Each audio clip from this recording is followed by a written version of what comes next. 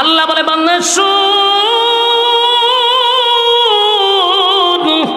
আসমান আমি তোর মাথার উপরে একটা দুইটা নয় রে 6টা আসমান ঝুলায়া রাখছি আমি।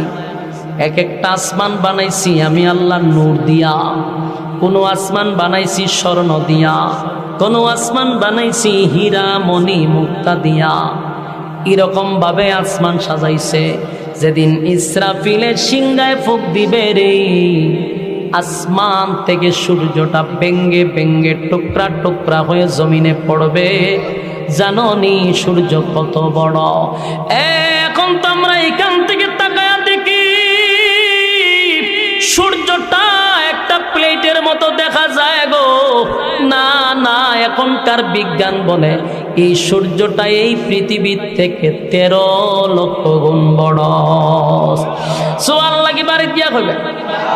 এই বিজ্ঞান বলে এই পৃথিবীর থেকে 13 লক্ষ গুণ বড় সূর্য, আর এর দূরত্ব হলো 9,30,00,000 মাইল দূরত্ব।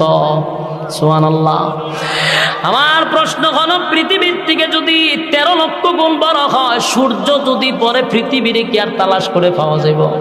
কথা হয় না, কারণ এটা তো পৃথিবীর থেকে 1-2 গুণ বড় নয়, 13 লক্ষ গুণ বড়। পৃথিবীর উপরে পড়লে পৃথিবী নাই, গায়েব হয়ে যাবো গা। এরপরে সূর্যের থেকে কোটি কোটি গুণ বড় তারকা।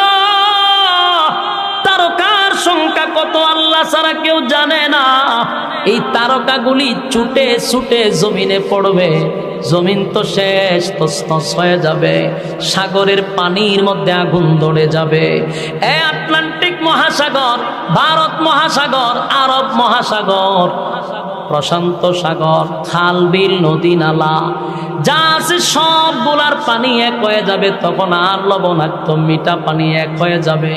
কোনো পানি সবুজ পানি, কোথাও সাদা পানি এক হয়ে যাবে। সব পানি এক জায়গায় ঘুরে আগুন ধরে যাবে। সমুদ্র সৈকতে আগুন ধরে যাবে। দুনিয়া থাকবে না, সব ধ্বংস হয়ে যাবে, সব ধ্বংস হয়ে যাবে। আল্লাহ বলেন কিছুই রাখবো না, সব আমি ধ্বংস করে দিব রে, কেউ থাকবে না, কেউ থাকবে না। এরপর আল্লাহ বলেন আসমানের সমস্ত ফেরেশতারে ধ্বংস করে দিব, কোনো ফেরেশতাও থাকবে না। আরশ বহনকারী ফেরেশতা ছিল, তাদেরকেও আল্লাহ ধ্বংস করে দিবে।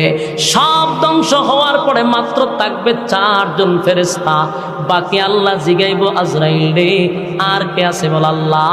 সমগ্র পৃথিবীর সমস্ত প্রাণী শেষ, আল্লাহ ফেরেশতা কুল শেষ।